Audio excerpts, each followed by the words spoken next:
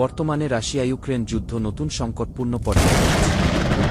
সাম্প্রতিক দিনগুলোতে রাশিয়া ইউক্রেনের বিভিন্ন এলাকায় বড় ধরনের আক্রমণ চালিয়েছে, যার মধ্যে বিমান হামলা এবং ড্রোন ব্যবহার উল্লেখযোগ্য। ইউক্রেন পাল্টা প্রতিরোধে পশ্চিমা অস্ত্রশস্ত্র, যেমন ব্রিটিশ স্টর্ম শ্যাডো ক্ষেপণাস্ত্র ব্যবহার করছে। এছাড়া রাশিয়া পারমাণবিক অস্ত্র ব্যবহারের সম্ভাবনাও উন্মুক্ত রেখেছে, যা পরিস্থিতিকে আরও উদ্বেগজনক করে তুলেছে।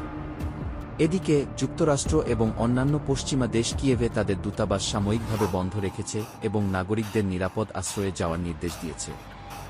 ইউক্রেনের প্রেসিডেন্ট ভলোদিমির জেলেনস্কি সতর্ক করেছেন, পশ্চিমা সামরিক সহায়তা বন্ধ হলে ইউক্রেনের জন্য পরিস্থিতি আরও কঠিন হয়ে উঠবে।